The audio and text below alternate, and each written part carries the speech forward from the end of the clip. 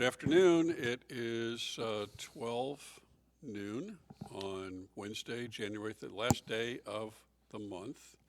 Kind of windy today, or was windy this morning, not too much. With me is the inimitable, Can you spell that? no, Me neither. impossible to imitate Norris Palmer. Why, hello. You were supposed to be gone. You weren't supposed to be here. Well, we were gone, and the weather took a change. Last time we were going to go up to Stevens Pass to go snowboarding. And last time we were going to go, we have this little RV. We take the dogs up there, and you have to reserve a spot for an RV. And it's just a great place. I mean, they got like at least 100 hookups, and you can walk from your RV to the lift. Well, last time we were going to go, it was like a blizzard. 60-mile-an-hour winds, 10 foot of snow. Well, this time it was 80 degrees and tropical. Now, I'm picturing you. Do you ride down the side of a mountain on a snowboard? Do you have that balance to do that? I probably don't look it, but yes, I do. I am astonished. Well, thank you. Incredulous. It's many, many, many years of training to be able to do that. Snowboarding is totally opposite of skiing. And you don't need a walker or anything? When Well, you're I doing do. I take the walker. And the Red Cross is right With behind little me. skis on the walker, too. No, it's That's good. Good for you. well, thank you. It's really, really, it's fun and it's great exercise. Oh, yeah.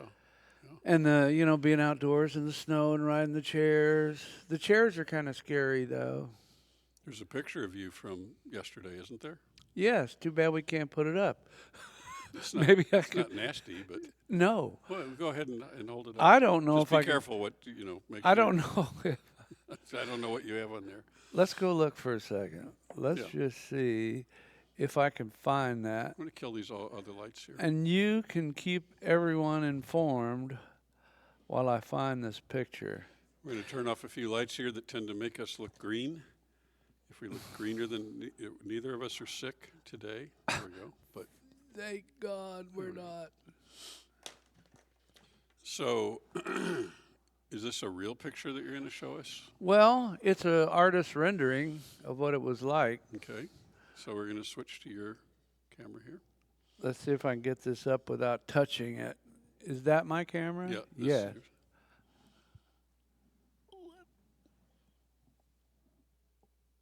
Pull back a little bit. It's not in focus. So, but that's not really you, right? Well, it's a snowboarder in the mud that was artificial intelligence Okay, we got it. generated. But this So- is what it's like up there right now. And some diehards don't care. So this is another thing that mature people like you aren't doing that much, which is AI art. But you're doing AI art. Yes, That's it's really difficult too because you have to know the English language, No, that rules out a lot of people. especially Canadians. Oh, here we go. All right. Just kidding. My best friends are Canadian. I live next to Canada. Hey, Here we go. here we go. So all you do is you go to this site and you just dictate what you want, and it comes up with 5 different versions. If you do it again on the same dictation, it comes up with another 5. But every time you do it, the reason they're doing it because it learns. So, like, what would be the commands that you gave? Is a chat? What you call it? No, I don't know what that chat thing is. I don't know. Does it make pictures? Does chat make pictures? Well, anyway, who cares? You use the Facebook thing, right? Well, it's who owns Facebook now? Mark Zuckerberg. But Yeah, but I mean the company. It's called. Meta. Meta puts this out as you so go anyway, to. tell me what you tell me the prompts you gave it to make a picture of you, kind of you in the mud. Snowboarder in the mud. Really? Yes, That's it's all? that simple. And then you can go snowboarder in the mud in a rainbow, snowboarder in the mud in a car, on a Tesla, on top of a car, Wow. and it's just And amazing. you put your Tesla in a tree? Yes, Did you? I mean, figuratively, with AI art. You didn't actually put no, your Tesla in a tree. okay, so yeah, it's just amazing what this thing will do. And what we've really got to be afraid of is these fake, deep fakes where people talking. Yep. And they're going to put the president on there saying stuff that's not true. And Yep. it's going to be almost impossible because people are so into their phones and their screens that everything comes across, they believe it almost. This has been a worry for several years, that the 2024 election could be deeply affected by fake stuff and with virtually no way to tell what's real and what isn't. I mean, it's just going to come down to who do you trust to tell you if that's fake or not. And if you don't trust the person telling you it's not, that it's fake, it should be an interesting year. It should be a very, very interesting election year to see what impact AI art is going to have, and AI animation, speech, all that stuff. We'll see. Nobody really knows because this was not much of a factor in 22 or 20, but that's how fast all this has come on the scene, and it's going to be interesting. Well, there's companies now that are trying to perfect a footprint that you run this thing through it, and it'll confirm whether or not it's real, and then they'll put a seal on it that's. But they're not going to do that. Adobe Systems has made a big proposal or piloted something, but it's not regulated. So, if the system is completely voluntary, it's not going to work. Well, it would be regulated if like today. There's hearings with all those guys about allowing underage people to subscribe to things they're not supposed to, and Congress is going to break down on them. They had to subpoena Zuckerberg to show up.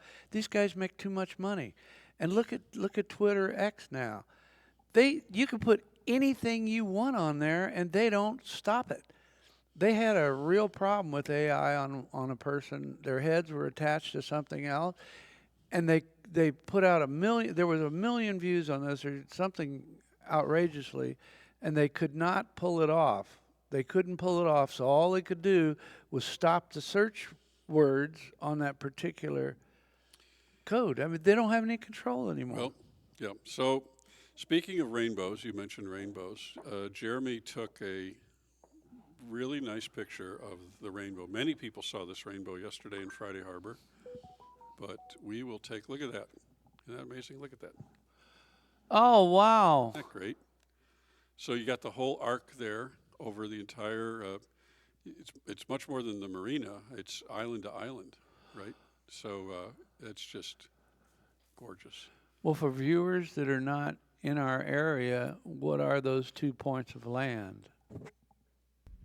What do you think they are, Jeremy? So that is Brown Island on the right, and that is part of San Juan Island on the left. I knew that, but Did you pass the test? you did. I don't know. And you've been here how long? A year. But this is a cool picture because there was this front coming in from the north yesterday at this time. This was taken at about 2:59 p.m. yesterday. And so you can see the darkness in the background, but still the sunlight was in the, coming over his shoulders. And so the marine is completely lit by the sun. It was just a perfect, right place. And in fact, if you look, I think I see a second rainbow on the far left. I don't see it. Doesn't carry through on the right side in this picture. Yeah, right in the back. Yeah. So anyway, good job. I saw several variations of this on Facebook, but this is the best one.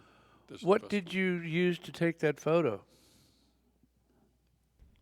Standard iPhone, 4K, Really? 4K, yeah, Wow. raw image. Yep. I wonder if anybody uses film anymore for cameras, 35 millimeter. Yeah, some do. Do they? I know a local photographer that does. Well, it's kind of a novelty. It's Is that Peter Fromm? No. Peter Fromm is one of our locals who is a very well-known photographer, and he wouldn't get close to a digital camera. And he's done everything he's got. You wouldn't believe he used to have a boat that was his Photoshop, and everything on there was taken with a 35 mm Nikon, and he'd process the film. and he just would not get close to digital. And I don't, nowadays digital, pretty darn good, but it doesn't have all the, what do they call that, the grains and Well, yeah, photography. if you want that. Yeah, doesn't Yeah, have how that many- if you want that. No. I stayed out of, I've been a photographer since, well, forever. Oh, But I stayed out of digital until 2005. And I had just gone through 2 regular SLRs. And I thought, well, it's probably time. Because I did the whole, in the old days, you would send the film in. I had a ad agency PR firm. And so we would take pictures of events and stuff. And then you had to send the film in for processing. And then you got back something called a contact sheet. And so they would lay the film out and then print. And so you had, then you had like an 8.5 by 11, and you would use red China marker and you would circle the pictures and you would show them how you wanted to crop. And that all had to be done in the lab. So Jeez. the first, it was always a 2-step process. There were couriers involved driving this one part of St. Louis to another. It took like 2 days to do this, and it was pretty expensive. And then you got the actual prints back. And I was, I'd been doing that for a couple decades. So commercial? I think it's time to stop this. And then it was just a miracle. I got the first one was the Canon EOS 20D, and that was CNL 1, County News Live 1, started a couple of years after that. And I wore out, this is how hard I worked in CNL 1. I wore out 3 cameras. I wore out the first CNL 2, or the first EOS 20D, got another one, wore that one out, then got, I think, then we moved to Nikons. How do cameras wear out? Out in the field, they Oh. get wet, they get scraped up. I actually fell in a ditch once at a car wreck or something I was working, and damaged, I didn't break it, but I damaged an $800 lens, wide angle lens. And you're really hard on equipment in running around in the middle of the night, taking pictures. And we had, at CNL1, we had a quota of 6 original posts a day, 7 days a week. Of photos? Of anything, an article, something original. And we also had a rule that if you're gonna have an article, you're gonna have a photo. So. How much staff did you have there? At the peak, I had 4 people. So Wow. one ad sales, and usually at one point I think we had 2 reporters plus myself. So How big of an audience? What was your audience? huge. We had 10,000 unique visitors for a town of 2,500 people. And the town was? The town was Herman, Missouri. Hermann, Herman, Missouri. And before, it actually had a name before County News Live, which is the CNL of County News Live. Before that, I called it Herman Munster. Did you get a lot of feedback Munster for that? cheese and Herman Munster. I expected whoever owns the rights to the Munsters, any day I was like, and we had cartoons made of the Herman Munster, and it was on our vehicles. I wish you had that vehicle you could put up, but show you someday. And every day I was like, maybe this is the day that we get the cease and desist letter from somebody in Los Angeles telling us, knock it off. And we never did. They never stopped They're us. on top of that stuff. It's Yeah, the well, smallest little deal. They got to today protect maybe it. we wouldn't have gotten away with that. For example, over in Anacortes, you got to take a ferry to get over there if you ever go. I heard that. I heard that. I've never left there, but I've heard that. There is a diner called Dad's Diner. Mm-hmm. Excellent food, great service. That's my dad's favorite is Dad's. It's very good. I've been there once. They have a hot sauce. They do their own barbecue. Down the road, they've got a smoker out in the open, and they take that brisket, bring it in, make pulled pork, and it's just delicious. And they make their own hot sauce. Well, they put a label on it called Bad Asco. Mm-hmm. Clever. Well, Tabasco gave them a cease and desist order. And Oh, they had, really? Yes. And they had to Wow. take the name off. It was That's a too. stretch. Oh no, I'm sorry. It wasn't just the name. It was their logo. It was so close.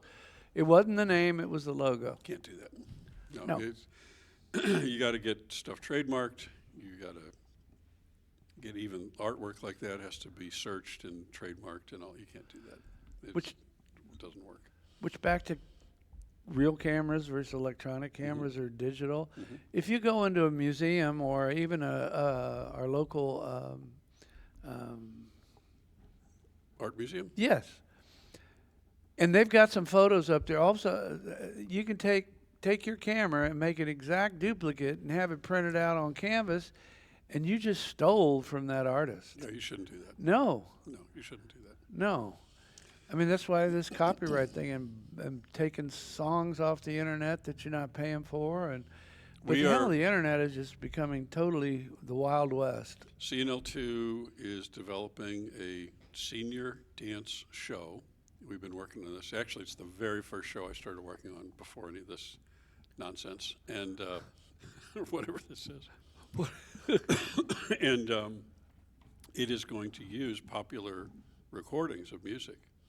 And we are still sorting out how incredibly difficult.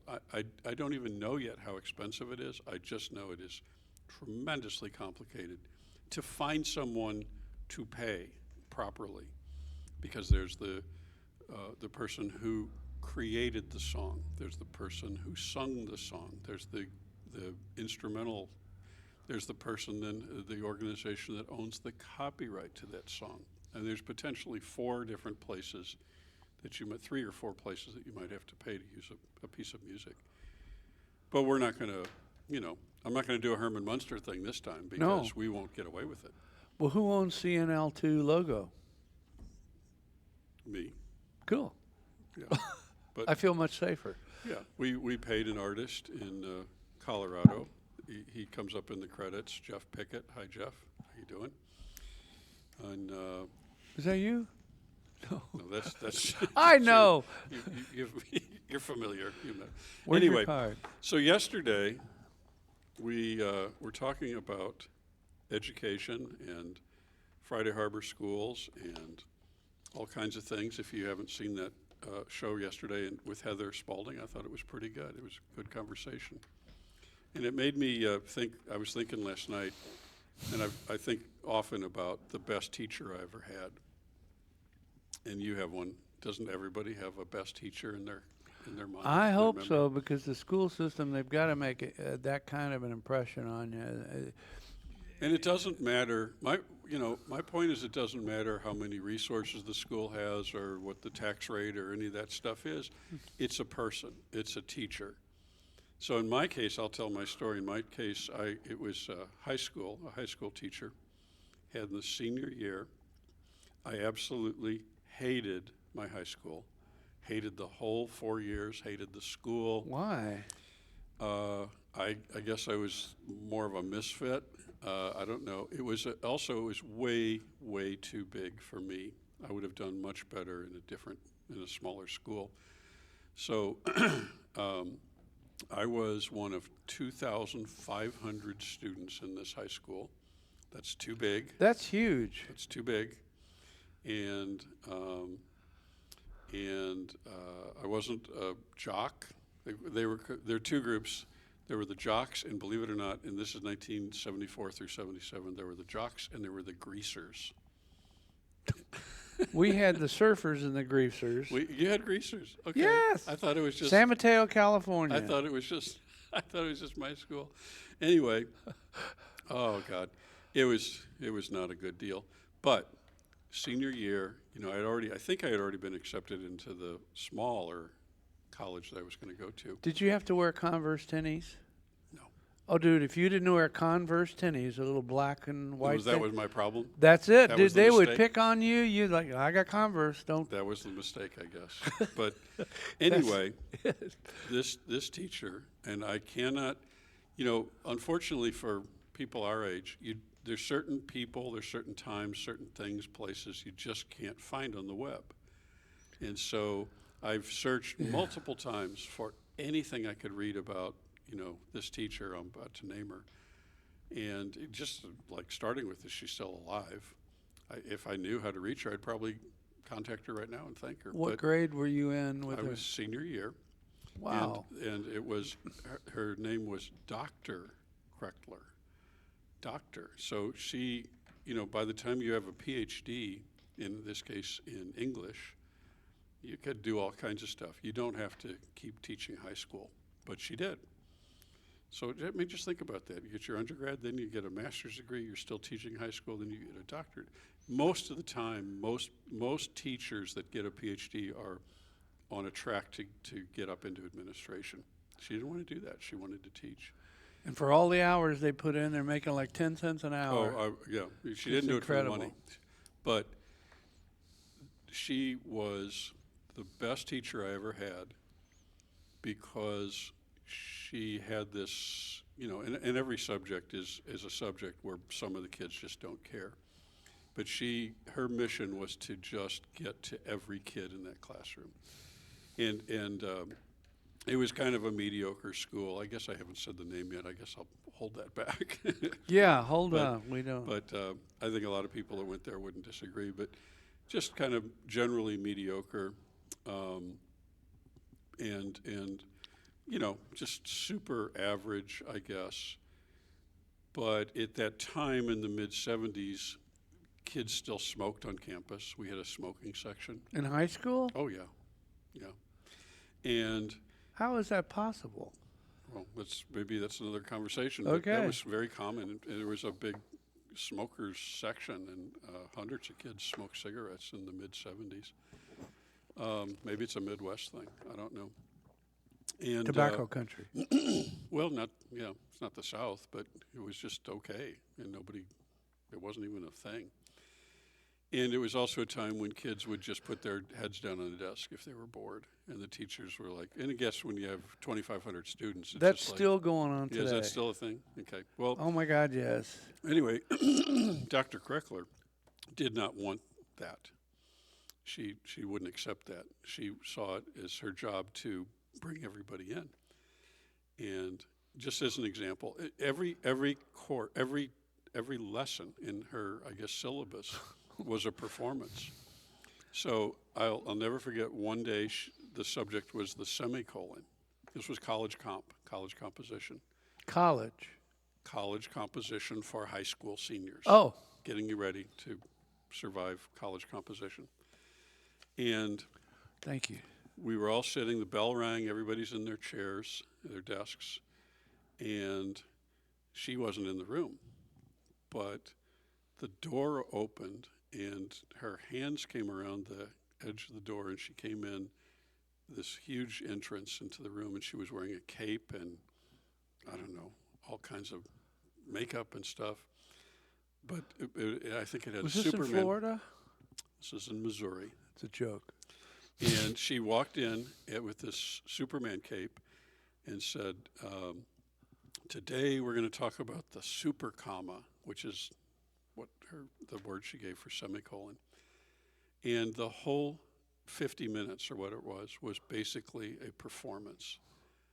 And at whatever I was, 16, 17 years old, I have not learned anything in the world about a semicolon that I didn't learn right there. She taught me everything there was to know and everything that I know today about the use of the semicolon in that one session. And it was so over and above, so above and beyond, Yeah. It was just amazing. And it's like, and then she would do that day after day after day, but everyone was a different shtick, a different angle. Adjective, pronoun. No, well, not sentence construction. Yeah. And just how to write. And she took not just me, but many kids in the course of one semester from really low skill, no skill to pretty strong. And in college then, the first year, I was asked to be a proctor by the English, and only because of the thing I'd gone through. So What's a proctor? that helps. That's a position in some college courses where you help the teacher grade papers. Nice. Yeah. So that's where I learned that it's not about money or budget or anything. It's not about being in the best school, because I wasn't in the best school. It was just about that's where she was, and she was an excellent person, excellent, training and knowledge, but she chose to share that in a very creative way that was a ton of work, and so that's why she's my favorite. Well, is there some kind of like a saying that you can use to zero you in on a semicolon, like in cooking they say oil becomes before the egg becomes No, nothing. No fancy sayings. So how would you define a semicolon? How would you define it? This is going back in time. Well, it is like connective tissue in sentences. It is usually two equal parts. They're called independent clauses. They could stand alone as a sentence. You can hook them together. You can also hook them together to make one dependent on the other. The first independent clause, and then you use for instance, however, and then comma. So first independent clause, semicolon, however, comma, and then the second. All that stuff. But all of that I know from age 17 when this one woman went the extra mile. That is so great. Yeah. So yours. Oh, well, mine is just because it's the impression that you walk away with from elementary school. I think it was third grade in a place called Hallsville, Texas. And we got bused there because there wasn't a lot of schools around that area, Longview. And her name was Miss Kretzinger, and you always put the word Miss. Back in those, today it's like, right. Say, Jane, what's going on? But Right. back then it was Miss Right. or Mister, and it was ingrained in you. It was just courtesy of fellow human beings, especially teachers. Yeah. Yep. And I can't. There really nothing that I could pinpoint that made such an impression of me, other than I realized that there's somebody that when they speak, you listen. And it's just a coming of age as a child or a young puppy, and all of a sudden, boom, there's the What grade? third grade. I liked my third grade. I liked first through fourth. They were all good. But this is really true. You talk about how teachers are really important in someone's life and how they can change it. I almost can guarantee you today that I would either be deceased or in a wheelchair somewhere if it had not been for my junior high typing teacher. Typing. He paid so much attention to us and me to get us to type. And I was doing like 140 words a minute. I mean, Wow. It's like, yeah. And today I'm still really good on a Wow. keyboard. Thank God for spell check now, though. Yeah. And so guess what? In Vietnam, I had signed up for all the stuff, like it was a badge, Green Beret, all that stuff. As a high school student going through changes, you go in the Army recruiter, and there's this, you look at the guy, and there's this statue or a mannequin of a machine gun, an M60 with rounds of magazines around, a Green Beret on his head, and you're like, and Ranger, and you say, that's what I want to do. And they say, well, first you got to take a test. So they put through this test, and I was really high scoring. They said, pick whatever you want, and they guarantee it. Well, I got there. After advanced infantry training, they put you all through that in basic. And so it was time to go to the Green Beret class. And they had already started the class a week ago, and they can't let you in once you're in there. So they put me in what's called a holdover barracks. And where you're held over, you have nothing to do for that entire time except possibly make trouble because you don't have anything to do. And one day, after 3 weeks, a captain came in with these big bars, silver bars. He says, what are you doing here? And I said, RA 123 whatever, in holdover barracks for blah, blah. He says, not anymore. Come to my office. He made me sign a waiver that said, no, I don't get all that stuff they guaranteed me. I didn't know. A captain told me to sign something. So I get assigned to Vietnam, and they said, exactly. They did not have computers, and they typists. You had to type orders. There was thousands of orders being typed. We didn't have. Yeah, there was no internet, and it saved my life because it took me out of being an infantry guy. What year was this? Try to forget, but I think it was 68. Yeah. No, 70. It had to be in the 70s.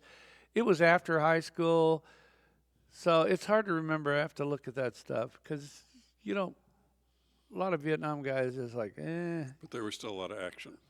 Oh, yeah. I was in 173rd Airborne, and we had what was called an Adjutant General Corps, which did all of the finance. I mean, the Army is a giant. Even in Vietnam, you had to have payroll, you had to have human resource, personnel reassignment, infantry. And so we were on this base. It was a pretty secure base. It was in Phu Thai, Vietnam. Mm-hmm. And so we were on this base. It was very secure. Believe it or not, they had a swimming pool. They had a hot cafeteria. Nice. We had movies. They'd bring in thousands of cases of beer, and it was all Black Label. I don't know, Carling Black Label. I'll never forget. And so this stuff would be brought in, and it would sit out in the Vietnam sun. Then it'd go cool down at night, sun, cool. And when you opened it, it was like sewer water, but that's all we had. So we appreciated it. A little better situation than a lot of the other. But I guarantee you, typing saved my life. So there's 2 teachers in my life that thank you very much. It's not, honest to God, it's not a joke. No. They were so hurting for typists because they could not get enough people to do orders.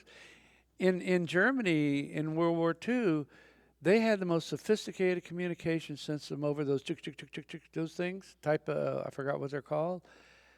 And all we had were paper. Yep. Paper. So when you go to like the American Legion, they say, what'd you do? What'd you do? I drove a tank. I worked with somebody a few years ago, and his job in Vietnam, probably the hardest, most dangerous job there was in Vietnam. His job was to go into the tunnels, go deep enough into the tunnels to blow them up, and the mortality rate on that particular task was about at the peak.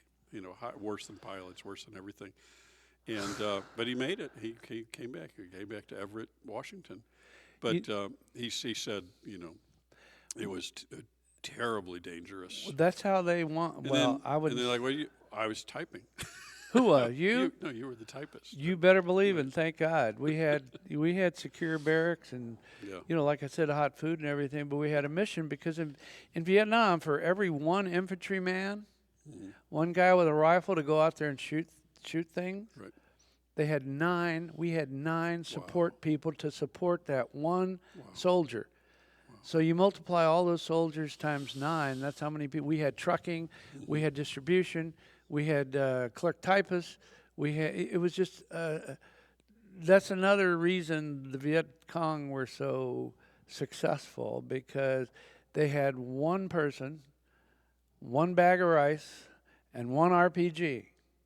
And they would walk from Hanoi all the way down to South Vietnam, and they'd find a base where we were, a bunch of soldiers drinking beer and, having a good time. We had weapons, and they'd sit there and watch the patterns of how, when would the most people be together at any one time? And they would wait and wait and wait, and they'd lift that RPG up and they'd aim it, knowing that an airstrike's going to come in the second. We're going to spend $100,000 a second to blow away one Viet Cong.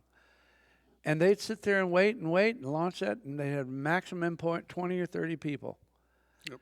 And we couldn't move without 200 pounds of tank behind us or 400 pounds of rations. It's just kind of familiar. That kind of happened in Korea? The other day in the Middle East when we were an outpost in, was it the edge of Syria? In Jordan. You The were edge- there?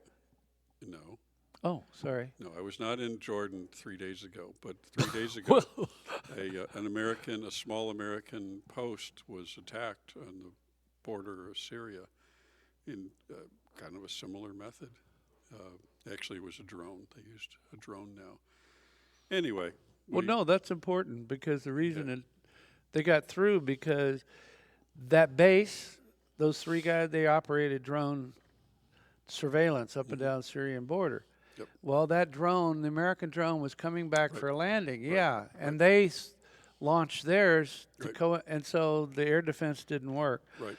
But yeah, our troops out there, thank you guys all for serving. I mean, golly Absolutely. day, we just don't understand how lucky we are that when we wake up tomorrow morning, we're not going to be under a different leadership. It's going to take a long time to change our constitution and the rest of it. But I that's will another echo that. Yes, I will thank you. second that. So anyway, back to teachers. If anybody is listening and you want to talk about your favorite teacher or the teacher that made the biggest difference in your life, it's 360-745-2652. That's also 745-CNL2. I know you don't want to remember that. I don't know how you do that on a cell phone. Does You it actually have you numbers to- on there? yeah, Letters? It's got little bitty letters over the numbers. Nuh-uh. Mine doesn't. Well, where did you get that phone? China. Yeah. TikTok. Well, Joe's discount see, cell phone. you need to. I guess you need to get an iPhone. See those little numbers? Or those Oh little my letters? gosh. Just like the old days. And who knows? Maybe somebody out there has a touch-tone phone still. The phone companies love that. They're like, they'll let you rent that phone. There's still people out there in the world renting phones. Western Western Electric. Electric phones, yeah. I remember that. I think Can my you parents paid imagine? $1.50 a month Yeah, per for- phone. They probably paid $500 for those Oh, phones. more. For a $40 phone. Yeah. What a racket they had going on. What a racket. Yep. So anyway, call us if you have any stories about a favorite teacher. Maybe you were the favorite teacher. We have some teachers out there. Call So- in if you're a Vietnam veteran, just to Yeah. say hello. Absolutely. I would like CNL2 to cover. Wow, look at the numbers flashing now. Nice. Jeremy's bored. I would like to cover the veterans and veterans issues locally. One of the things we did with CNL1, County News Live in Missouri, was we covered the full honors military funerals. We would tape that and edit it down, and only when the family wanted it. But the family usually wanted it. The local funeral homes would offer that. They knew that we would deliver that, and no charge, of course. And we covered in all seasons: the 21 gun salute, the folding of the flag into the triangle. Oh, nice. It was really good. We did over half a dozen of those. Oh, that's a They were shame. very, really touching. Mostly, And I would like to do that. I would do that here. If anybody have you been here invites for us. 4th of July yet? 4th of Yeah, July parade? sure. last Did year. you see the VFW always does a cool presentation Mhm. and You heard about the cannon in the street? yeah, and then they have people from the armed forces to address the crowd, and then I mean it's pretty well done. Yeah, to me, it's not a party thing or an ideological thing, conservative, liberal. I just think we owe it to anybody who wore the uniform, even if they were a typist. We owe it to. Well, thank you very much. No, seriously, we should never stop saying thank you. We should. It just shouldn't stop. If you've made that kind of sacrifice, and I didn't. I didn't. Well- I was. Listen, I would have been probably, but the draft was stopped when I was junior high still. But I wasn't that far away from. No, it wasn't. Actually, it was stopped later than that. No, I was almost in high school, and so I had that going another 4 or 5 years. Well, the main thing about the Vietnam War is that I hope we learned from it. I hope we learned from it. And all those souls that have passed, God bless them all. Did we? Let me think about that. I think we're more attuned to when those in charge commit us to do something that will kill us, our sons and daughters. I think we're more attuned to that than we just go follow the flag. Oh, I don't think we're going to do that anymore. Did you enlist or were you drafted? I joined. Okay. I was riding a Harley Davidson at the time. My parents were running a really classy restaurant and bar up in San Mateo, California. And I got into motorcycling and Harleys. I had a $25 basket case that I spent as much money I could make at a gas station to build it back up. And man, I got that running. I used to go to San Francisco and I'd wave at the Daly City Hells Angels. They're like, "Who are you?" and blah, blah, blah. And the Dirty Levi's, and I'd walk into that restaurant with Dirty Levi's. My parents would go, "Out! Get out of here!" So, Are you saying you were a hippie? yes, You were a hippie. yes. Okay. But I wanted to be a Hells Angel, but not from the violent standpoint, but just because, boy, is that cool. You were a hippie that wanted to be a Hell's Angel. Well, yes. What was that movie where they? Easy Rider? Yes, Yeah. that's the dude I wanted to be. That was him. That Peter Fonda? I don't know. I like the other guy. Oh, I don't know. The other guy was his sidekick. Oh, Call in and tell us who the name of that guy is. please. Yeah, who is Peter Fonda's sidekick in Easy Rider? I have no idea. Don't Google it. That's too easy. I was faking it right up until that last part there. I just guessed. Well, you did well. Yeah. I forgot his name, but he's a famous character too. But yeah, so I was really mixed up. We had protests going on over the Vietnam War, of all things. In high school, we had, you call it a student union in Hillsdale High School. And one day we all, about 150 of us walked out of class and walked down the street just to protest the Vietnam War because it was cool. I mean, everybody else was doing it. And so anyway, you get in this headbang against who you are, what you're doing as a youth, which way to go, and boom, there's a guy over there. There's the solution through that Army recruiter. And I went back and told my parents that I got that. Wait, stop.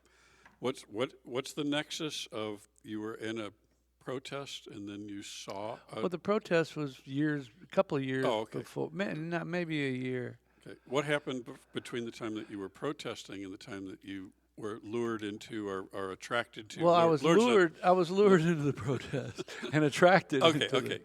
There we go. No, it's just good. a way that you go through all these changes in life, and you're mixed up. Yeah. You follow the crowd, and all of a sudden, boom! Here's a Hell's Angel. How old were you when you were lured into the protest? 18, 19. I wasn't lured. I mean, I was totally Exploring. Well, I was Curious. I was against. No matter what it was, I'm gonna. But in 2 years, you changed your mind? Well, it was within the same year, but I'm not reflecting that I changed my mind. It was you were mixed. You didn't know what direction you're gonna go, so you'd go any way you could. Well, it is amazing to me at that age, 18, 19, 20, the momentous decisions that kids make. And it's still today, I mean, in every way, and you can't change that. But, I made decisions when I was 20 and 21 that were not great. And you look back, they say that the human mind isn't matured until, do we have somebody? All right, we have a caller. He has the answer to your question. The Easy Rider dude? What's his name? Yeah, he has the answer. Here we go. Stand by. We're almost there. We're almost there.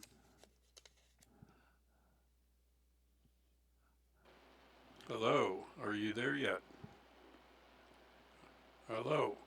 You're welcome to The Jeff and Norris Show. For lack of we don't have a lot of teleprompter space, so that's what we have to do. I get it.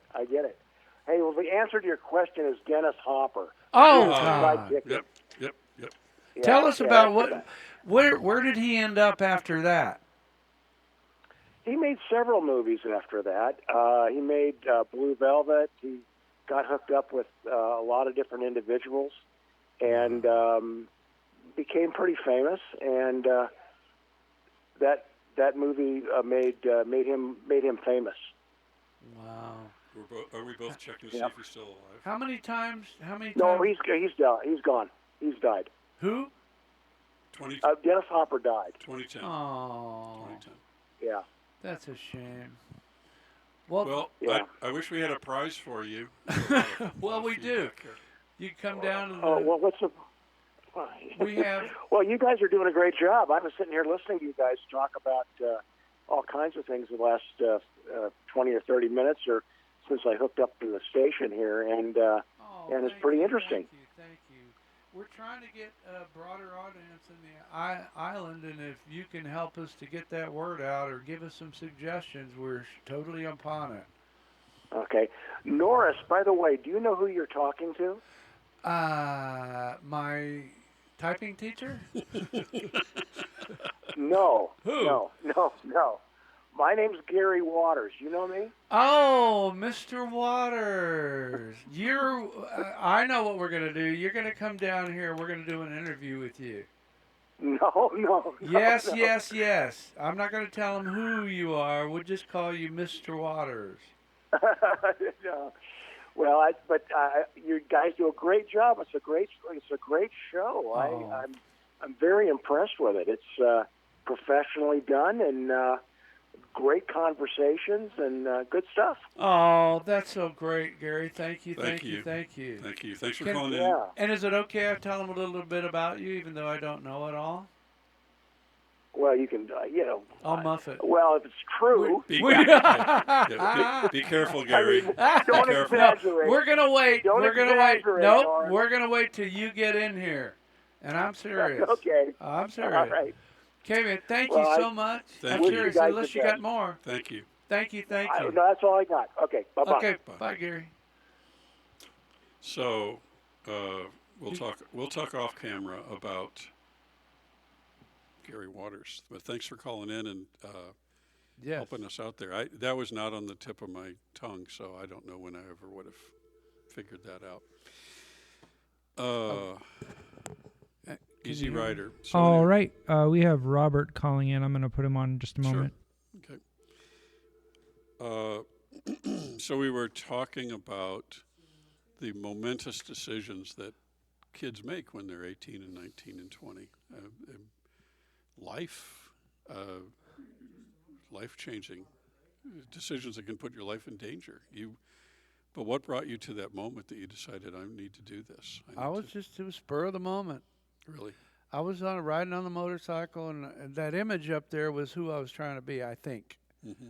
I mean, at 72 years old, you don't really you look back and you go, well, what was I thinking of that boy? What a nut. But the average age in Vietnam was 19. Right. A 19-year-old carrying machine guns Right. and... Well, it's still kind of that way, isn't it? I mean, it's still disproportionately very young people. well, Maybe it's a more mature force though now. Well, I think in it Vietnam, probably the is. Army fell apart. It fell apart. There was no leadership. There was no, very little leadership. Now, there are some superb leaders, but it didn't happen. All right. We're going to bring Robert on. Is that okay? Perfect, Okay. Robert. And he wants to comment on the last answer. Okay, Robert. Uh-oh. Just a moment. Okay. Stand by for Robert. I love dial tones. They've never eliminated that since the beginning of that sound. telephones. I like phone. Well, I like fax machines. I like IBM typewriters. All right. Hey, Robert, are you there? I am here. Hey. Hey, Dennis Hopper. Yes. He went on to appear in Apocalypse Now. He played the kind of the wild, drug-crazed person that was in the compound with Marlon Brando. I can't remember if he was a reporter or something like that. I think he was. Yeah. But And the he did that best routine. thing- He did the exact same, and not to interrupt you, but he did that exact same routine of the, hey, man, you know where it's coming from, man. Yes. You know, he did the Yes, same one that he exactly. did back in Easy Rider. It was amazing. Yeah. He was Yeah. the bad guy in Speed in 1994. The bus that the bus. Oh, didn't see that one. Yeah, it was a bus that was rigged to, if you drop below 50 miles an hour, the bus would blow up. With Oh, that's right. Keanu Reeves. Apocalypse Now, you're right, 1979. Okay. Hoosiers. So the best thing that I've seen Dennis Hopper in was an episode of The Twilight Zone. Wow. Wow, And what did he do? Very, What did he very do? young. He was a neo-Nazi, a very unsuccessful neo-Nazi. And he is visited by the ghost of Hitler. And Wow. Hitler proceeds to instruct him on the best ways to manipulate people and bring them around to your point of view. It's a very creepy and very well done episode, and Dennis Hopper is just brilliant in it. So That makes me want to look if you're that at up. all, Do you you- should. do You you- should, because the Twilight Zone generally was an excellent program, but Oh, this yeah. particular episode Yeah, is just amazing. that's Were you grown up with Twilight Zone on Friday nights? It was, by the time I came around, it was long in reruns. But I did watch it in syndication you know as what? I was coming up, and then at one point I bought a DVD box set with all the episodes. And DVD? Does anybody remember The Outer Limits? Do you remember that? Yes. Yes. I was really, really young. I think I was 5 or 6, and I hid one night. My mom and dad thought that they put all the kids to bed, but I hid down under the dining room table. Scary. And when that show came on in 65 or 6, it was black and white, and the open was just a scope. It was just an Do electronic not scope. attempt to control Yeah, the vertical. But it was, I guess, Yeah. for a 6-year-old, it was the scariest thing in the world. It was like Like way he- beyond entertainment. It was like, what? He was in talking the to hell you. He is- was talking to me. Yeah. Don't touch the volume. It was. And you're like, Yeah, what it am I was gonna do? scary. I What mean, am that gonna was do? a scary It was deal. incredible. And as I remember, the shows were kind of similar to Twilight Zone. Twilight Zone was more like almost like a variety show. They were everywhere. They were all over the place. And Outer Limits was a little more UFO-y, I think, and stuff like that. But just the open. I don't actually remember any of the shows of Outer Limits, but boy, I remember Well- the open was scary. If you same had, here. Yeah, I don't remember any of the plots, but No. I clearly remember that intro. Yeah, that was a weird time. And you know, also, did you? Who here was in school when we did air raid bomb drills? in Texas, Did you do I that? don't remember us doing that. Oh, we did that in Missouri. It was so Yeah. funny. You didn't do that, Robert? No, I was in high school from 80 until 84. Oh well, you're just a And kid. yeah, But by that in the- time, I think. in the 60s in St. Louis, they would do several times a year. They would do a nuclear bomb drill. This is ridiculous. Duck And we would cover. all go out. Well, we didn't get under the desk. We all would go in single file quickly and go out in the hallway next to, I don't think we had lockers in elementary school, and just crouch and cover your head. And it's like, so the whole That'll school, protect you. right, the whole school's going to That's- fall on top of you. that's and then not- you're going yeah. to be incinerated. But it was just amazing.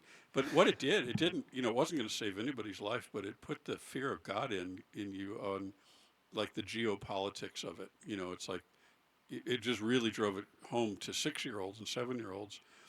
Who now are in charge. Of what the stakes were, and I was 2 during the Cuban Missile Crisis, so that wasn't it. But it was all kind of like following on from the Cuban Missile Crisis And it was a scary time. Robert, were you around for any of that? No. See, I'm no good at. No, it had subsided by the time I was in school, and I'm glad that it did because, there was enough. As a child, there are plenty of scary things, Right. and Right.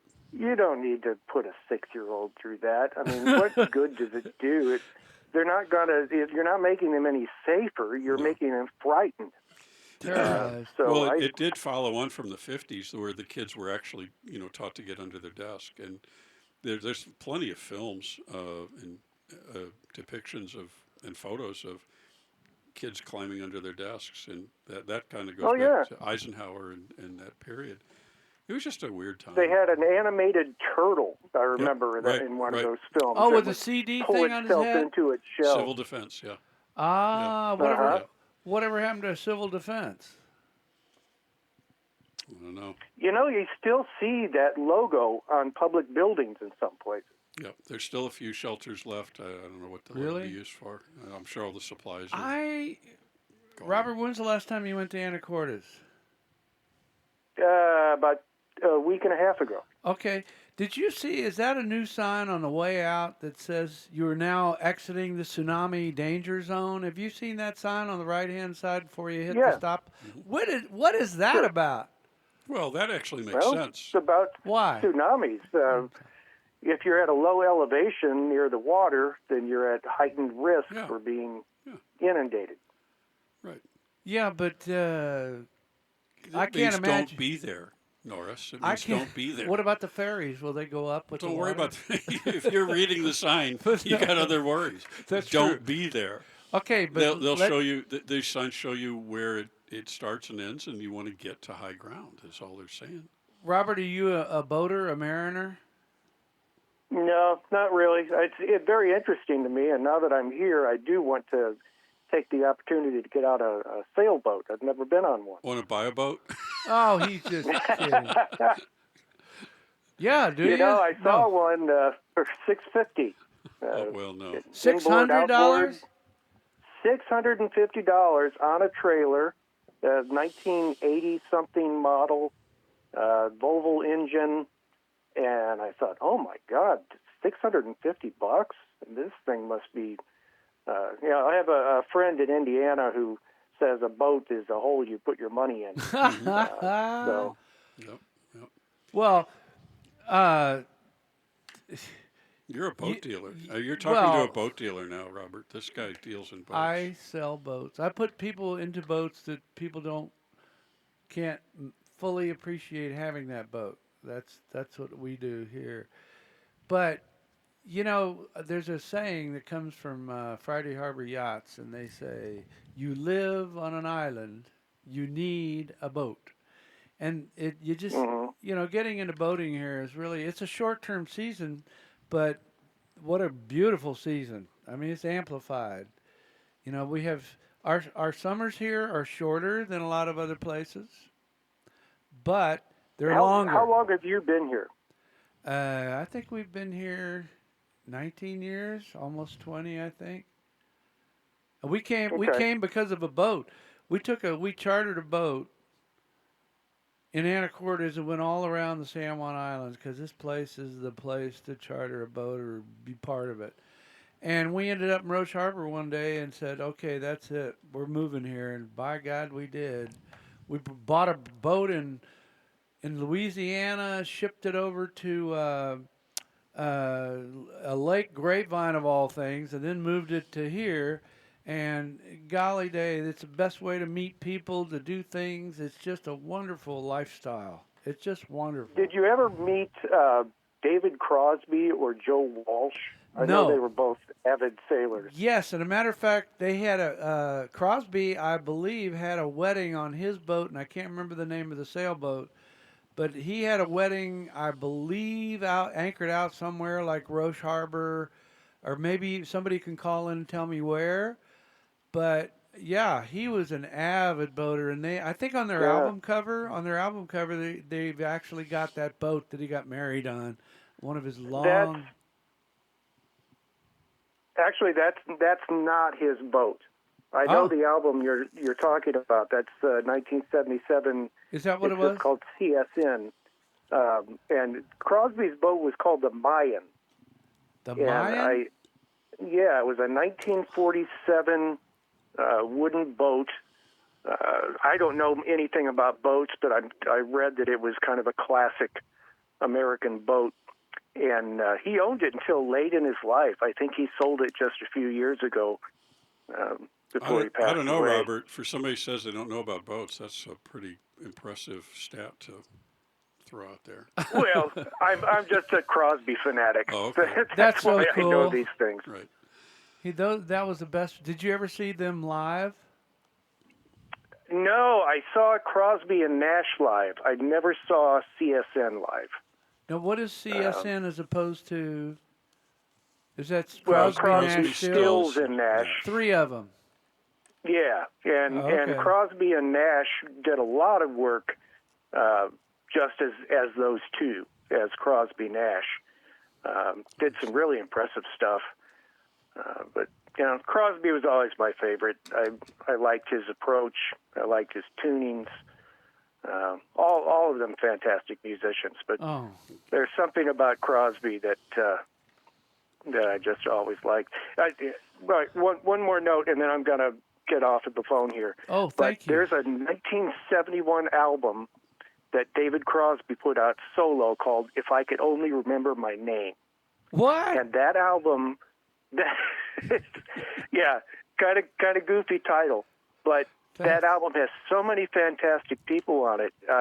Members of the Grateful Dead, Neil Young, Joni Mitchell, and it's just a masterpiece of an album. And very few people know about it. I don't understand that, but yeah, David Crosby. If I Could Only Remember My Name. Wow. Good I stuff. wonder. Check it out. Now I don't know this, but are any of them still around? Crosby, Stills, or Yeah, Nash? Stephen Stills and Graham Nash are both still alive. Oh, and they live in California, I'm guessing. No, Graham Nash just moved from Hawaii to New York. He lived in Lahaina, and fortunately got himself out of there before the inferno. Oh my But God. he lives in New York now, and I don't know about Stills. I would guess California.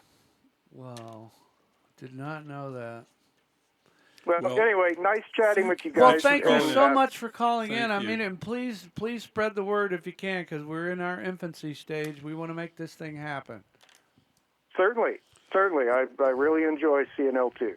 Thank you. Thank you. Thanks for calling in. All right. Bye-bye. So yesterday, yesterday was a banner day for CNL2. We received our first ever donation, our first subscription. I'm not going to name the person in case they don't want to be named, but I cannot tell you how grateful we are. You're welcome. And it wasn't you. No. It was not you. No, I it works won't the other say- way with me. I won't say who it was. That's but, awesome. But I will say it was not Norris Palmer. No, it was not. But if you do donate for the $120 for the year, then as opposed to the $12 a month, you get 2 months free. So that's helpful. But I want to explain what that one of the things that an example of what that $120 can do. We are streaming now. We're still in the television, the video mode. But we are streaming over live bandwidth. And I want you to know, if you are watching this live or even taped, this was not free. This is not like putting something on the internet like a web page. For us to take this into the cameras, put it through the switcher, put it through the modem, and put it out on the internet, once it hits the internet and gets from there to your phone or your computer or laptop, however you're watching this, we are paying a fee. It's sold by, in terms of terabytes of bandwidth. And it's not something like that he's used a fixed amount every day. It depends how many people are watching and how long they watch. Think of it like a gas tank. Right now, I think, about 6 terabytes of bandwidth in our account. And as that gets used down, we have to replace that. And if we ever let that get down to zero, we'll go dark. You will not be able to see us live. So it just so happens that $120 is about the cost of 1 terabyte of bandwidth. So How long does it last? Wow. it varies. It depends how many people. Right now, the bandwidth is lasting fine. We're not hitting it really hard because our audiences aren't that big. But you know how the But it internet, will be. you know how if we get into a viral situation, we saw a serious ramping up of our audience, that could go really, really fast. So the value of that donation can be equated to things like buying an entire terabyte of bandwidth, hiring excellent associate producers to help us put shows on, and speaking of, joining us now is Matthew. You don't have a background. Sorry. Not really, but that's okay. Jeremy's Where are working on you? that. Where am I? I'm sitting in the I chair can't- next to you, I can't see. across from you. I can't see you. You're green. You're reverse green screen. Uh-oh, did I wear green again? No, yes, I'm good. You No, should. you're good. All You're you good. have is a head. You're good. So anyway, thank you, subscriber, very much. And then we had a double good day yesterday because we also learned that a small business, has decided to be our first paid advertiser. Hey. So thank you. Really looking forward to working out the details of that, but it'll be clear in the next few days or week who Can't that wait. was, I guess. That's great. So That's exciting. yeah. So it was a encouraging day. We do have to have revenue. We're certainly willing to earn that revenue, and we're doing it every day. But thank you, subscriber. Hope we get more, and we need a whole lot more. And thank you, advertiser. Hopefully we'll have a lot more of those too. Yeah. So you weren't with us yesterday, but thanks for coming back today. Yeah. Appreciate it. No, of course. We were talking earlier today, and we're just going to stay in the TV mode today because why not? And then we're probably not going to go all the way till 2 o'clock today. But we were talking before you got here, Norris and I, about our favorite teachers, our favorite teacher. Ooh. Do you have a favorite teacher? Ooh, that's pretty hard. But I think just in case my mother is watching or listening, since I was homeschooled for many years of my life, I think I have to say my mother. But if we're not saying homeschooling, Mom, you were the best teacher. But for Hey, check that's that pretty checkbox. cool, when man. I was when I went to Oh like my a You God, have there- a home to go to Folks, tonight. there- so that's- no. traditionally. There is hope. You just showed it. There is hope. Well, a traditional teacher other than homeschooling. I would have to say, I would have to say Kate Small. Okay. She is a teacher. I believe she still works at Spring Street, and she's kind of the reason I actually ended up going to Spring Street because she worked with me a lot because I was behind in schooling, and she really worked with me, and she kind of got me into my love of theater. So kind of because of her, I am where I am today with a theater degree and really like my heart and soul fully loving a certain like area that I wanted to go into. So What was her style? How did she get through to you? it was a lot of pushing, honestly, because at that point it was kind of like I didn't trust myself to do something, and she knew that you just have to go out there and try it. Even if you're going to fail, you just have to try and fail and learn from that failure and keep going forward. So I think it was really kind of just pushing me out of my comfort zone and It's hard to to do. fail. Oh, yeah. How old were you? I think I was 15, maybe 16 Yeah, that's a tough age. when that first happened. Well, it takes a special teacher that can create the safety zone and Oh, yeah. the motivation. Yeah, I don't know. My audio is very low. I can barely hear myself. Yeah. 1, 2, 3. I have to take my Testing, 1, headphone 2, off 3. to hear you. Yeah, I don't know what's But you're going coming on. across, I I can believe, hear 'em. just maybe not here. Yeah, I Or- don't hear myself. It's a little better, I guess. Anyway. So does your mom live here? Oh, Yeah. yeah. Oh yeah, my whole family. Well, Yeah. kind of. My mom, dad. My sister's here currently, but she's moving to Maryland soon. So, Why Maryland? her and her boyfriend are moving there. His family lives there, and so. My dad was born in Maryland, Easton, Maryland, of all places. Oh. They had this ferry. I'll never forget. It was called the Maryland Ferry. But anyway, it was like 4 cars, and it just crossed about 25 feet. But it was everybody went there on the weekends. You couldn't even get on it because it was such a cool thing to do. Where was it going? Easton, it was Easton, Maryland. For I don't know, some river. Huh. I was like younger than you are now. But no, it's a cool place. Not as cool as here, though. Do you know? Was it like run by the state, or was it private, or? I think, honest to God, didn't they have horses, and they had these horses that pulled a line and pulled the thing back and forth? I mean, it was like How old are you? 108. Very good. Me Good and Abe went to school together. Hey, they're high-fiving over there. That's not right. You want a fist bump? No. So, yeah, I taught Wash your Abe. hand. I taught Abe to read. I did. I Great. taught him to read. At Gettysburg Address, he never could have done without the punctuation of your teacher. He never would have got because he didn't know what the semicolon He where was didn't supposed use to be. semicolons, no. It was a total run-on sentence, just blah, blah, blah, blah, blah, blah, blah, blah. Oh, boy. He used to be. So what has age got to do with it? No, I'm just kidding. People just like. Are we going to talk about age? I mean, not that I don't think. I don't think I'm old. You opened I that mean, door. you're young. No, I love it. I mean, age is what? What is it's how old the body is, it's not how old the mind is. So we learned about an hour ago Absolutely. That I'm 108. well, we learned an hour ago that Norris is a skilled snowboarder. Ooh. My audio does sound still a little soft. Maybe to anyone else? I can't hear anything now. Oh, I can that's hear back. you okay, but Okay. it's not as loud as No. me or him. Yeah, and Matthew's a little loud, but that's just who you are. That's okay. It's okay.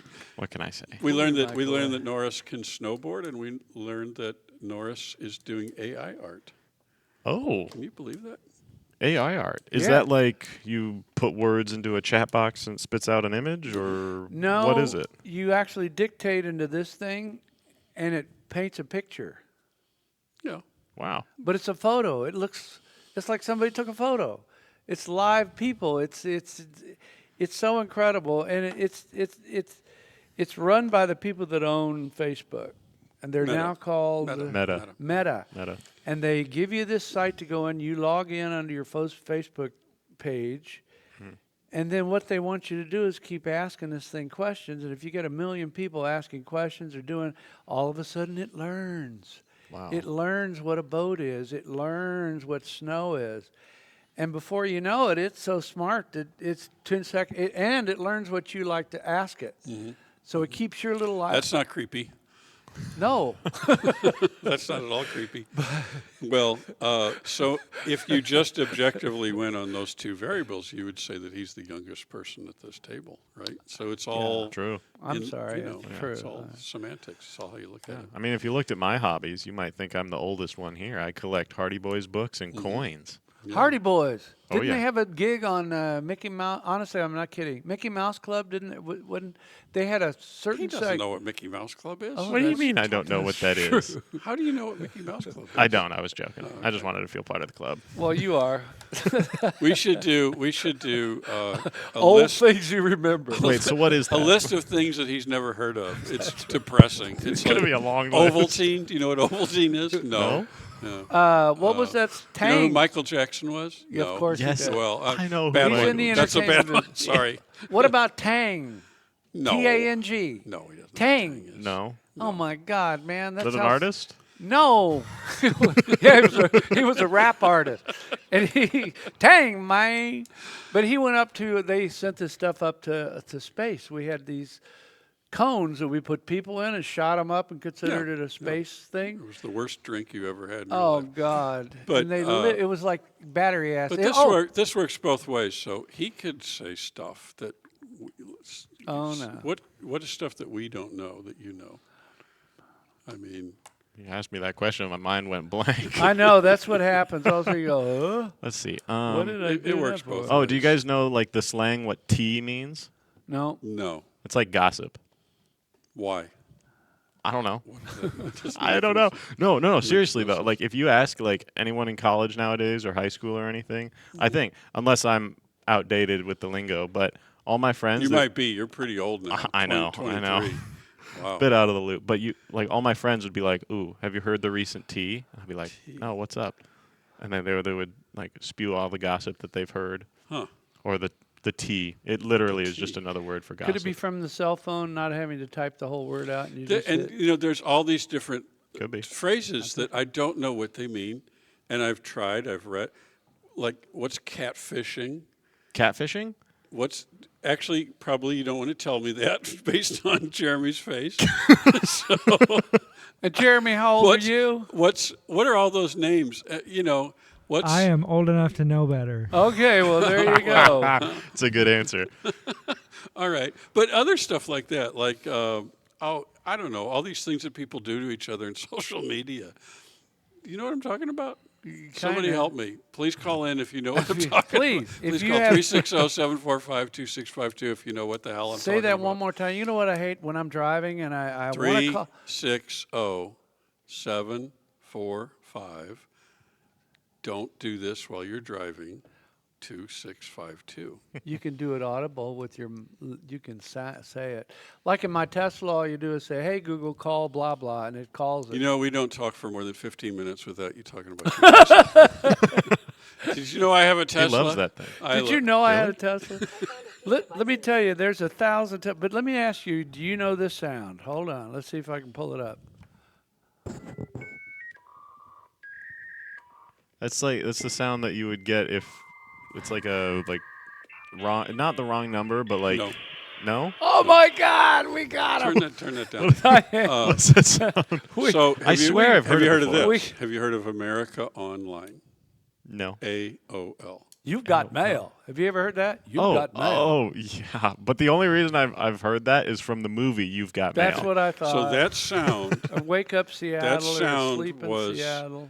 a sound that modems, and I don't know why we had to hear that sound because that was all supposed to be done at the mechanical level, electromechanical level. But Because it was that's the sound that the modems made to connect well, through actually, phone lines. Really? Yeah. you know that handset thing that you talk into and hold into your ear? That thing you would put into this box that would emit that sound, so there was no digital communication between the two, no electrical connection. It was audio to audio. And Okay. that's why it did the loud da-da-da-da. And who knows who came up with that code? I think U.S. Robotics did. You had to have a modem. In the very beginning, it was a Hayes modem. Hayes was the manufacturer. And you plugged a phone line in, and it was like magic. You have your phone line plugged into this machine, and suddenly it could talk. You could type stuff, and it would go over the phone networks. And then somebody had to have a modem at the other end. And there really weren't networks. And then AOL came along, and AOL was really you had your own page in AOL. So AOL was really kind of close to the web before the web. The internet didn't come along until 1994, 93, and AOL was I think before that, somewhere in there. So is that what And- like And email is kind of started with AOL too. okay. So is that kind of what like a pager was connected to? No. Or is that just something completely different? God, you I'm know sorry. what? I'm I don't mean- 100. I didn't mean to laugh that I'm much. 190 years old. Because they're Yeah, the pager was connected to sink. No.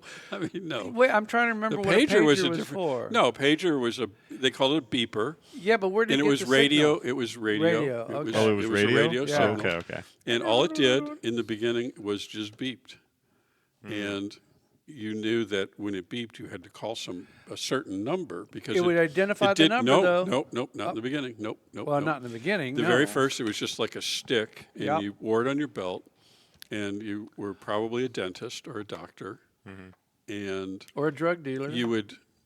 No offense. Yeah. Just No, we don't offend the drug dealers. Sorry. No, we But- do. We definitely do. But that's what they used them for. They Well, used that's a lot of it. little later. So anyway, you had to call usually like a switchboard, and then so like if you're a doctor, it's like go to the hospital. It was very like unidirectional thing. Then they came out with I sound even older than you now. You are. Which I am not. Thank you.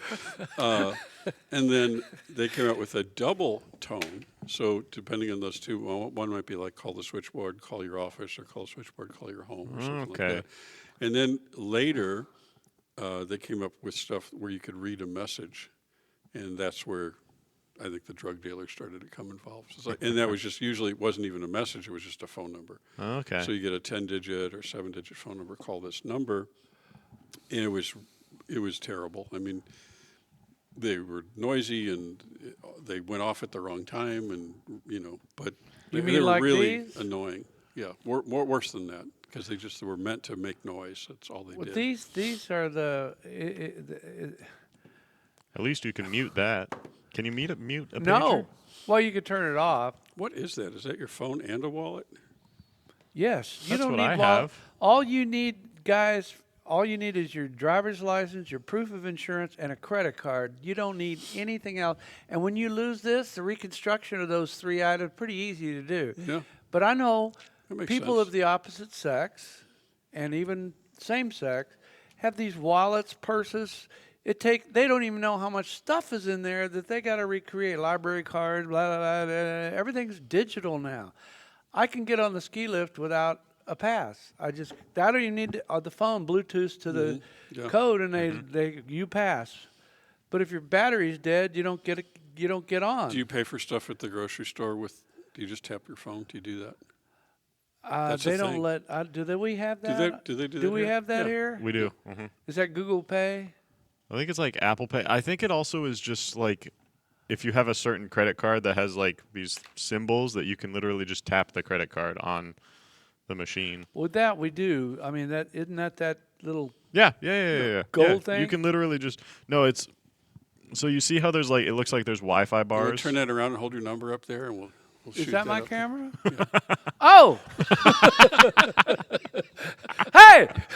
It's live. Sorry, we can't take that back. Edit that out. Take No, that, it's- block it out. It's live. Too late. Too You late. see how it's got Well, like those that's a good. wavy symbols? That means internet. I'm on the internet with this. I don't actually know what it means, No, but that means or it stands Yeah, for? it's kind of like a radio wave it thing. just means that Yeah. you can tap your card. Like mine does not have it. It doesn't. Mine's old. I haven't gotten a new one, so I can't tap it. So if I go by with a scanner, I can pick up your credit card with a scanner. Technically, yes. yes, and they're Because actually a lot of people are putting them in sleeves and won't allow that to do that. that makes sense because there are like a few videos. I think they're fake, but it shows that you can like hold one of those machines and like go up to someone's back pocket and like it'll scan their credit card. That's a fascinating sentence that you just said. I saw a video. I think it's fake, but We're not sure. Then go on to describe the video. Well, I think it was like a Jeremy- setup, as in like Jeremy's I used my friend's sure credit this is card or BS. something. Yeah. I'm gonna It's go ahead like- and see. That's what I Oh, said by the last way, night. explain your toy here. What Well, is I don't know this? if we can see it. This is not a toy. This is a collector's item. I keep forgetting I'm camera deficient if you go left, right. This is a replica of the new electric ferry. It carries 5 cars. It has a range of 100 feet. It has And- material coming out and the side. It's leaking. The batteries exploded and the patrons got. Okay. Okay. Anyway, CNL2 So- has no opposition to electric. anything? No, we EV don't. We boats. love it. We No. just would like one real soon. Yeah.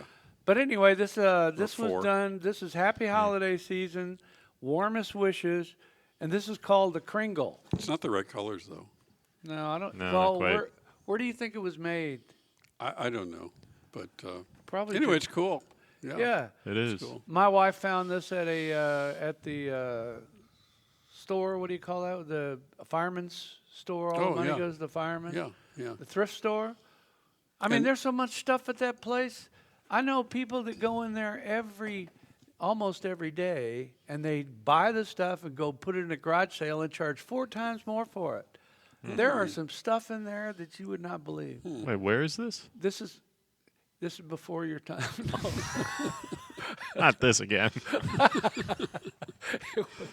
It does get old, doesn't it? It did. Now, it's the thrift store, and it's right there by Friday Harbor Yachts. Thrift store. By the bowling alley. What's the place where you have these great Oh, drinks? Treasure called the- Hounds? The one by the bowling alley? No, but that's a nice place too. But that's real. Which one are you talking about? I'm talking about the one that's next to the wood store, the wood shop, Friday Harbor Labs. Where we bought our round table. Across the street from on Mullis? It is Yeah. Mullis. Yeah, It's- okay. It's got so much stuff in it, Oh, yeah. and the Yeah. prices are in the night. People are always Right, nice. right. I mean, they have wine glasses. You know, people come to this island and they live here a long time, and they bring all this stuff from the mainland, and all of a sudden they don't want it anymore. Yeah. And I've found rings, jewelry. Yeah, my dad lives on Bainbridge, and the stuff that the Goodwill, they just have a trailer. They don't have a store there. They don't want the store. They just want to be able to get rid of their stuff. There's no that's Goodwill true. store in Bainbridge Island. But the quality of stuff that gets donated on Bainbridge Island is amazing. Really? Yeah, it's really good stuff. But I don't know where it goes. It just goes somewhere, Paulsbo, or I don't know where it goes. One time I left my watch there accidentally, and I went back. Somebody had bought it. I had to buy it back for $100 frickin' $100. God, You accidentally donated your I watch? did accidentally. I hope the firemen saved lives from that. Oh, wow. That's funny. That is fun. Hey, our weather thing has been dropped. We were under a weather advisory, and Wasn't it for flooding? yes, Yeah. coastal flooding, and we're supposed to have. Well, here it is. It's back. It is heavy rainfall through Wednesday will lead to an increased threat of landslides in Washington, including us. But we're pure rock. We don't have soil here. It's rock. We don't. Okay, all right. You know what I'm saying? You're not wrong. I thought we had some My dirt. family's house is built on a rock. We can't. The way our house is built is like the garage is down here, and then the rest of the house is up here, because it's all rock. Our Well- foundation is just rock. Let yeah. it be known that was the first weather forecast on CNL2 ever. That was history right there. Yay! Oh, somebody's going to Oh, And I hope, straighten us out here. I hope the weather. This has been the warmest I've ever seen. Well, for this is the peak day, isn't it? I mean, it starts getting colder again. Everybody, I don't know. Everybody- Let's see. tune in and watch us use our phones. This is Yeah, great TV. look at our phones awesome, instead of looking awesome at your TV. phone. Right. They're like, I'm the only one without a phone here. oh, well. Bunch of good for you. screenagers We here. don't need a screenagers. But yeah, look, our temperatures are going to be all week long, 40s, 50s. It's not even going to get cold, and at night it's not even getting down to freezing, and that's unusual for this area. Pretty nice. I think it's global warming. That's what we need. The Please sound. don't. No, we need a Oh, sound my effect. God, please we do one of don't. these things. We hit it. It goes global warming, and everybody will put it over there in the sound effects box. So, how about the Huskies? Anything? Hey, Is how there about anything those else Cowboys? we can talk about other Hey, than the Seahawks. climate change? Seahawks got a new coach, y'all. What? Yes. They got rid of Pete Carroll? Oh yeah, Yeah, we're- dude. You need to get a phone just for the freaking. You do need a phone. You got to get a phone, this is man. Wait, kinda old when news. did This they ain't get gonna- rid of Pete Oh, Carroll? weeks ago. Oh, Really? yes, and he went for it. He's like, it's he's my age, pretty young, And he You just actually look like you kind of look alike. we Kind of, do. actually. I chew, man. During that game, I Yeah. chew more bubble gum than he does. 'Cause, Yeah. I Right. pulled out teeth, chewing too much. Mm. But All right, we have Katrina on the line. Oh, good. Give me just a moment. Yeah, okay. I think I know who this is.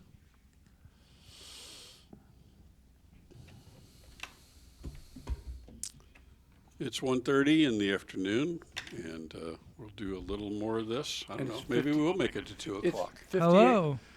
Hello, Katrina. Well, hello there. How you doing? Fine. So Hey. this is a real treat. This is, I think, is this our friend from Victoria? You certainly got it. I'm looking across and I'm looking at San Juan from where I'm sitting right now. Can you see me waving? Well, she's Oh, I can feel it. I can't say I can see it. I feel the energy. I'm feeling it. We are yours. this is Katrina May, and this is a friend I made in La Conner about, I don't know what, 4 months ago maybe. I don't know. I was It over. was October. Oh man. October 21st, I think. Let me tell the story real quick. So Got it. Jeremy was moving the CNL2 sailboat from, where was it going? Was it coming from Oak Harbor, going to Anacortes, I guess. In October, yes, it would have Yeah. been coming from Oak Harbor. And so I had time to kill, and I kind of was like the chase car. That's a tough transfer from Oak Harbor. Think about it. You got to go all the way around, up in winter. It was the In a beginning 6 of winter. horsepower motor. Yeah. And then up through the channel. And so as a chase car, all I could do was just kind of, as soon as they took off, Amio Oru was our captain who helped.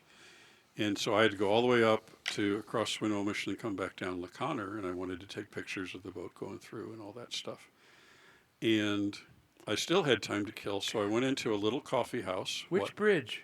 Which bridge you were going to be on what is that called? Deception Pass? No, the channel that goes through Oh, I don't know what they just call it the channel. Swinomish Channel. Yeah, they Is just that call what it the it is? channel. Swinomish Maybe Channel. Anyway, the young anyway, lady over there can please, tell us. please. So I go into this little coffee house in La Conner, and this girl was setting up a little microphone, and she was going to do a little concert acoustic guitar. And this interesting lady with an Australian accent came in, and super gregarious, and just kind of almost, Katrina, you almost just took over the whole thing, but in a very nice way, very I do that sometimes. Sorry, my apologies. very, very friendly. And she said, and Katrina said, who's talking to us now, said, would you mind if I sung a song? Can I sing a song? And it turns out that Katrina covers Patsy Cline. Is that right? Oh, wow. That's one of them. Yeah, I like my Patsy Cline for sure. And what's the word? Acapella. Wh- Acapella? Acapella? Well, A cappella, when you don't play an instrument, you Yeah. got no choice. So You better get nobody- the key right. yeah, no backup, no instrument. What song did you sing? I did Patsy's version of Three Cigarettes. I don't know if they Yeah. actually technically say Two Cigarettes in an Ashtray is the lyrics, but the song's called Three Cigarettes. And I heard Katie Lang sing it one day, and she just blew me away. And it was really Katie Lang and my interest in her that introduced me to her love for Patsy Cline, Cool. that put me on the path of Patsy Cline. And Nice. so that's why I used to do that song at gigs. It was always my mum's favorite. If she ever came to one of my gigs, there'd be my mum, holding up, like pretending as if she's smoking. So I knew that I had to do that song for her then and there. Well, so she killed. There was only, I don't know, a dozen. I guess there were about a dozen people there. And, you never know when somebody just kind of comes up, almost an open mic kind of thing. It's like, oh, this will be great. Yeah, And- crash the party. Yeah. Yeah, and- we call it Do You Want to Choke Me instead of karaoke. But Gotcha. I like that. it was really I interesting. like So that. Thank you. Thank you. it was really interesting though, because so here's Katrina getting ready to sing, and then she sings a little bit, and then the place went quiet, very quiet. And it was outstanding. I would ask you to sing, but we wouldn't do you justice That's over the right. phone. Over the connection would not do us And justice. I very much want to get Katrina May here to Friday Harbor, who you live not exactly, well, we shouldn't say exactly where you live, but you live in the Victoria area. Isn't our and- border closed? Straight across. Yeah, straight across I'm looking at you guys right now. I From- know, I'm The waving. island right. from can't see from me. I'm waving back. Hey, I I'm see waving you. back. from her Where'd you kitchen. get that watch? see you That's too. is that a smart watch you have on? From her kitchen, she can see got the western edge of San Juan Island. But I very much want to find a way for Katrina to sing for San Juan Island. What and about the if San she Juan did County. a video with an Well, audio and sent yeah, it to don't us? worry. Okay. I'm working on it. But We got this. so Katrina, with us here is Norris Palmer, who is Hello. a big sailing guy. And I live as close to you as you can get because we're right there at Snug Harbor at Mitchell Bay, looking out over. Saanich is where we look directly into. Is that close to you? Well, hello. Is that where That's you are? right where I am. I'm telling you. Straight where I am. So I go ahead. Sorry. Sorry, go I was ahead. just going to say, I was just saying to a friend today, like when I first moved to this particular house, I've been at this place for a few years, and when I moved to this area, I remember I'd moved, I think, in the May, and it was June, so it would have been, of course, July. The story has to be July. And I noticed that as I was sitting on my patio, there was all these fireworks, and I thought, why is there fireworks? Like, I don't know what's going on in Victoria. I have no idea. And then it dawned on me. I'm like, wait a sec. It's the 4th of July. I thought, how nice are Canadians? Like, how nice are Canadians to do fireworks for their neighbours? I just couldn't believe it. I'm like, Canadians, you are so friendly, so lovely, so. And then I look and I realize I'm looking at the States right across from me, Right. and the fireworks were coming from San Juan Island. Yeah, Roche And Harbor. that's when I realized, yes, you guys are Friday Harbor. So which harbor am I looking at? The first one, closest to me. That'd be Roche Harbor is Snug Harbor, but they're Okay. way in there and you can't see the fireworks. But Roche Harbor is right Well, real close to you.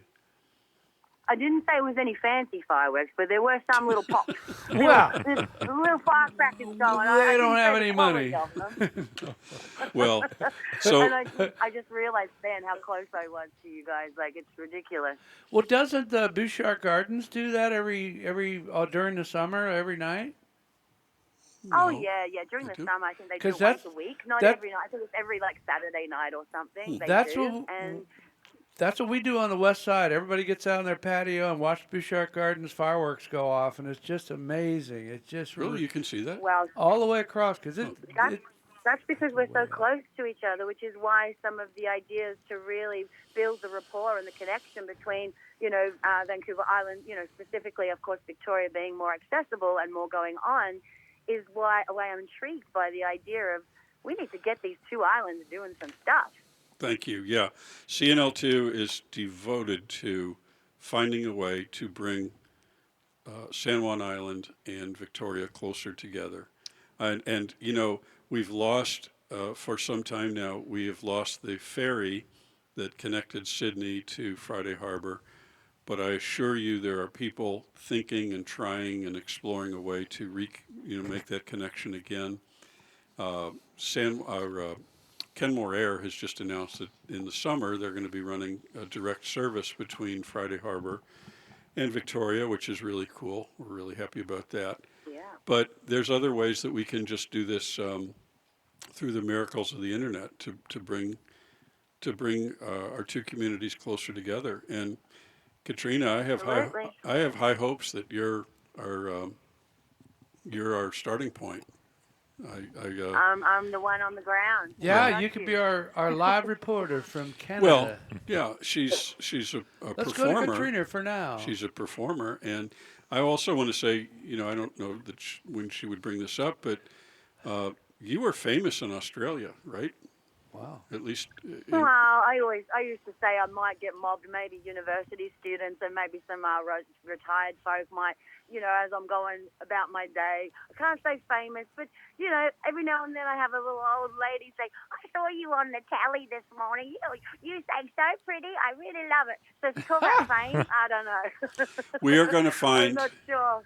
we're going to get that YouTube of you performing. And we're also going to highlight your story and put that up. I want anybody who is listening or watching to read Katrina's story. It is extremely inspiring, where you went from Oh, you're very sweet. television station, lighting person, going up ladders, and pretty hard life you wound up with, to really, I don't want to give away too much, but how you got from there to being on a national television show, basically a talent show, and just knocked it out of the park with virtually no training, no practice on that kind of a venue. So it's When you got something in your heart like that, I Yep. think that's what changed it for me, because even though I've had a colourful life and, you learn many lessons along the way, I think that particular chapter was where I really had to sort of step up to the plate. If that's what I wanted to do, I had to figure out a way to just be this, little gaffer lighting tech girl and figure out how could I make my way from that, in the 90s with, running around with a lot of, and I won't get into the story too much, but a lot of the lighting crew being, the blokey blokes, they Right. don't, they go quite tough on a young girl. And so Yeah. to try and figure out that way, I always knew as I was driving into work, and I couldn't stand working in lighting because it was just close to the dream, but it was actually really hard on me because I was lighting all these singers.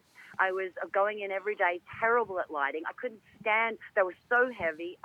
And I'm looking at the microphone and I'm thinking, I'll figure out a way, not just to physically get up in front of that microphone, but I've got to figure out a way to have the mindset to know that I can do it. And that was the biggest shift. It was in the perspective, in the belief, in the dream. It had to be so solid in my mind and in my heart before I could ever physically take my body to step up, stand in front of that microphone and sing live across Australia, when I hadn't even had the confidence to sing at a wedding or to sing it. If I went to karaoke back then at 18 years of age, oh my God, where's the beer? Give me a beer, down the beer, have a beer. And then you have a drink just to get up to have the confidence. And until that moment, it's like, well, now you have to go out there. This is not a karaoke bar and you're not having a drink. So we're gonna sing.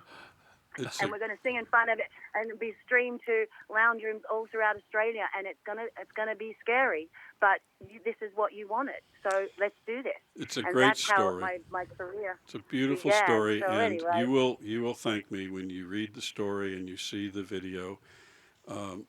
Jeremy, we'll try to have that up by tomorrow morning at the latest. But this is the person behind that story, and she is 7 miles across the water, and we've got to find Nine. 9 miles. 9.3. 9.3. Thank you. From Sanish. 9.3, got it. 9.3 miles apart, and it's interesting because we can see each other. When we drive up, it's called West Side on the road on the other side, and Yeah. we can see you and you can see us.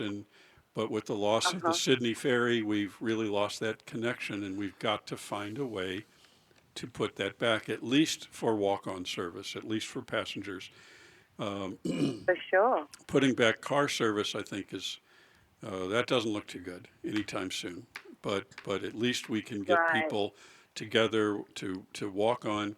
And Katrina, I hope 2024 is the year that we can get you to Friday Harbor, and you can sing. All right. That would Please. be really wonderful. So And this I'm is our sure- connection. Where there's a will, there's a way. That's Where right. there's a That's will, right. there's a way. We're gonna make this So, happen. you got to set the intention first, and once the intention is set, like I said, you sent me a text today because I didn't know about your radio show, and I was like, I had a lull in my day, and I thought, well, there's no time like the present.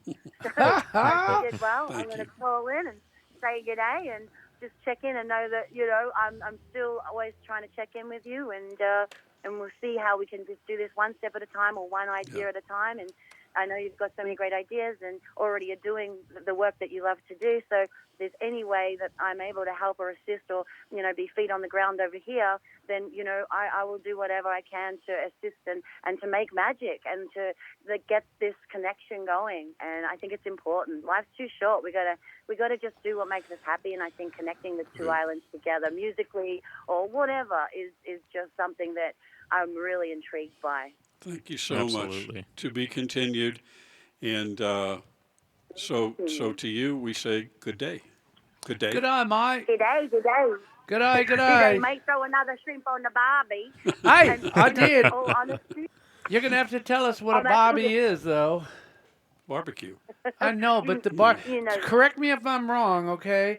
But when we went to Australia for America's Cup, of which Dennis Conner kicked butt,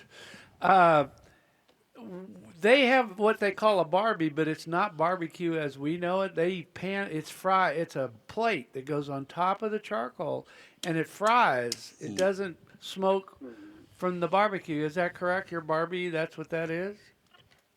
No, our Barbie's not Barbie. Can you I be don't know more who you were blunt hanging out about with. yes, no? I don't know who you were hanging out with that day, but our Barbie's just Or what you were smoking. what you were like your What you were Barbie. smoking.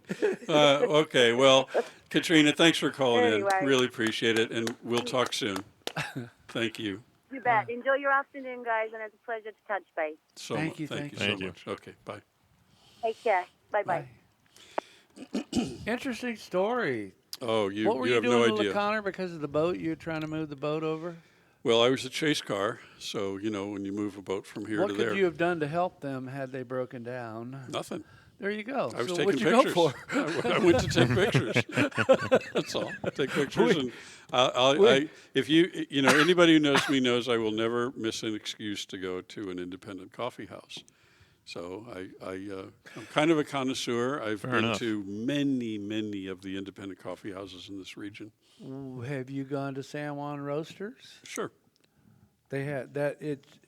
They're selling their coffee on the internet all across the world as packages. They just launched this. It's really interesting what they're doing, but they really are a cool little place. We've all got great coffee shops. Crow's Nest. I can't even name them all. Oh, They're all. Bakery San Juan does a Oh good yeah, job. they're all so great. The coffee here. Coffee's And important. don't forget Salty Fox. A Salty Fox. I mean, who serves Folgers here? Well, I don't know, but we they got to would- have express coffee. I mean, Folgers is fine, but I'm just saying we've they got. wouldn't admit it if they did. But. Well, coffee is king around this place. I mean, it's a.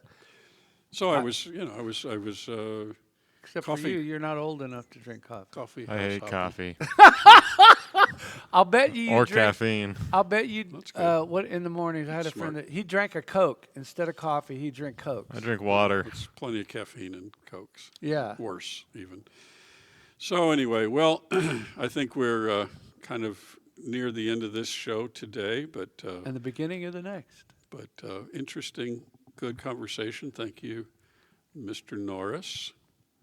He didn't get us in any trouble. No, Well, did you I never say know. it one time? Yeah, you never know. I can't say that. You never know until like the next 24 hours. That's right. It's like you said what? But thank you. It's great. Thank you very much. Your loss in the dry, the lack of snow is our gain. You came back early. Well, that's kind of. I was wondering about that. I was like, I thought you were going to be gone all week. We were, but it just didn't happen. so But we had a lot of fun coming back on the ferry. I'll tell you that. How It so? was a party. If you catch the I don't know what time it is, 5 or 6, whatever. They have food service, but they also have beer service and wine, and it's the end of the day, it's happy hour from they're working. Most people are working in Anacortes and coming here, and they all go up on the top. And it's just, you meet people, you see, well, how long have you lived here? Oh, 10,000 years. My God, it's the first time I've ever seen you. And we all have this watering hole called the food market, marketplace, and then we have King's. You always see somebody there. Oh, yeah. But you can go years and not see anybody here. it's a really neat thing. I've seen it over and over again where, out on the parking lot, there's a lot of unhappiness, there's a lot of frustration, boredom, all these things when the boat's late or overbooked or whatever, or canceled.